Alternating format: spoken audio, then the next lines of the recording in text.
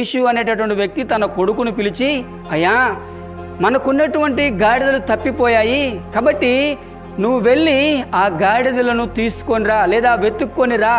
నువ్వు ఒక్కడివే కాకుండా మన ఇంట్లో ఉన్నటువంటి పని మనిషి ఉన్నాడు చూసావా, అతన్ని కూడా వెంటబెట్టుకొని వెళ్ళి గాడిదలు ఎక్కడైతే తప్పిపోయాయో వాటిని వెతుక్కొని రండి అని తండ్రి తన కొడుకు చెప్పేశాడు. సౌలు అనేటటువంటి కొడుకు చెప్పినప్పుడు తండ్రి మాట వినేసి చక్కగా నేను వెళ్ళను అనకుండగా, లేకపోతే ఇప్పుడు వెళ్ళను అనకుండగా తండ్రి చెప్పినటువంటి మాట ఈ సౌలు అనేటటువంటి వ్యక్తి తండ్రి మాట వినేసి గాడిదలను వెతకడం కొరకు వెళ్ళాడు.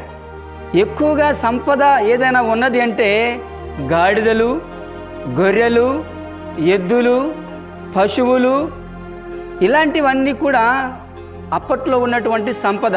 అయితే ఈ కీషు అనేటటువంటి ఈ భాగ్యవంతుడికి తనకున్నటువంటి గాడిదలు తప్పిపోయినప్పుడు తన కొడుకును పిలిచినప్పుడు కొడుకు చక్కగా వచ్చాడు. తన తండ్రి చెప్పినట్టుగానే వెళ్ళాడు. గార్ధవములను వెతకడం కొరకు అనగా గాడిదలను వెతకడం కొరకు వెళ్ళిపోతూ ఉన్నాడు. ఒక్కడే కాదు కానీ తన పనివాడిలో ఒకరిని వెంటబెట్టుకొని వెళ్తూ ఉన్నాడు. తండ్రి మాట కొడుకు విన్నట్లయితే, తండ్రి ఏ మాట అయితే చెబుతాడో, ఒకవేళ ఇంట్లో కూతురు అయినటువంటి నువ్వు కావచ్చు, కొడుకుగా ఉన్నటువంటి నువ్వు కావచ్చు, ఎవరైనా సరే తండ్రి మాట విన్నటువంటి వారు ఖచ్చితంగా వారు పైకి వస్తారు లేదా వారి జీవితంలో ఖచ్చితంగా బాగుపడతారు అనే సంగతి మర్చిపోవద్దు.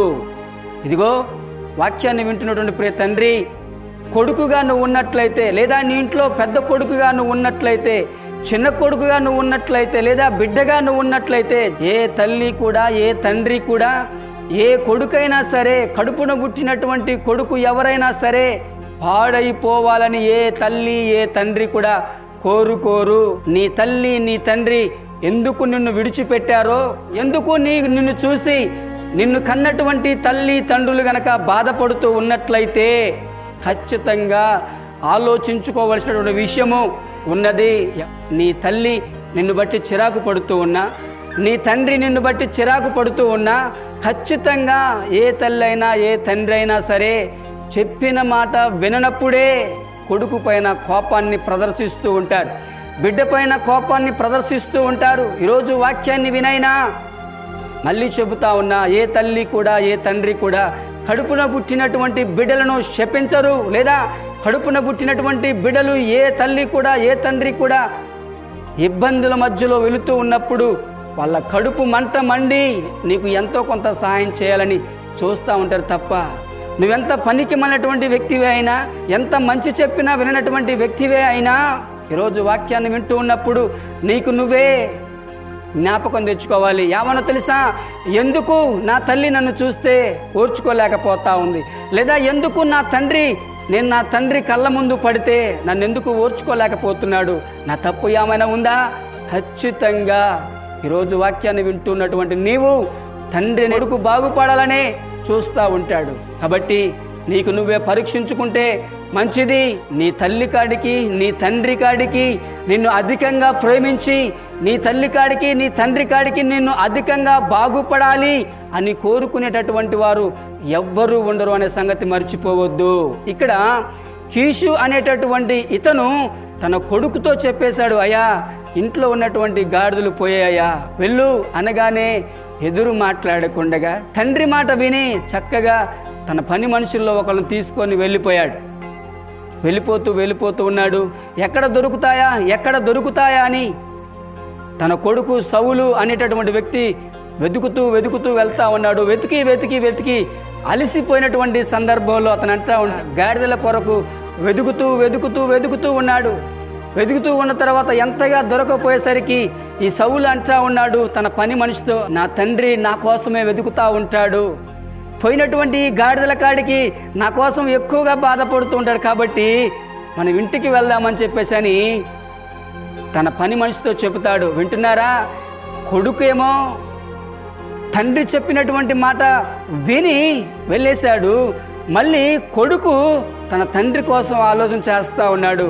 పోయినటువంటి గాడిదలు పోతే పోయినాయి, కానీ మళ్ళీ నాకేమైనా అయినప్పుడు మళ్ళీ నా తండ్రి నా కోసం బాధపడతాడు. నేనేమైపోయానోనని నా తండ్రి నా కోసం బాధపడతాడని తన పని మనిషితో లేదా పనివానితో అని ఇంటికి వెళదామని చెప్పేసి అన్నప్పుడు అనుకుంటా ఉన్నాడు. తండ్రికి కొడుకుకి మధ్య ఇలాంటి ప్రేమ అనురాగాలు ఉండాలి. ఏమని?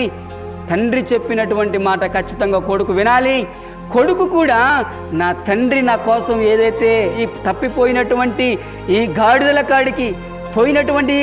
కాడికి మళ్ళీ నా తండ్రి నేనేమైపోయానోనని నా తండ్రి మళ్ళీ నా కోసం బాధపడతాడేమోనని ఇంటికి తిరిగి వద్దామని తండ్రి మీద ఉన్నటువంటి ప్రేమ కుమారుడు చూపిస్తూ ఉన్నాడండి. ఉందా? ప్రియ సహోదరుడా, ప్రియ సహోదరి, నీ తండ్రి కూడా నీ కోసం అలాగే ఎదురు చూస్తూ ఉంటాడు. నువ్వు దూర ప్రాంతానికి వెళ్ళినప్పుడు, కష్టపడి పని చేస్తూ ఉన్నప్పుడు, నీ తండ్రి కంటికి లేదా నీ తల్లి కంటికి నువ్వు కనిపించకుండా దూరం వెళ్ళినప్పుడు ప్రతి తల్లి తండ్రి కూడా నీ కోసము కలవరపడతా ఉంటారు. ఎప్పుడు నా కొడుకు ఇంటికి వస్తాడా? ఎప్పుడు నా కూతురు ఇంటికి వస్తుందా? ఎప్పుడు వాడితో కూర్చొని కలిసి మాట్లాడాలా అనేటటువంటి ఆశ ఉంటుంది.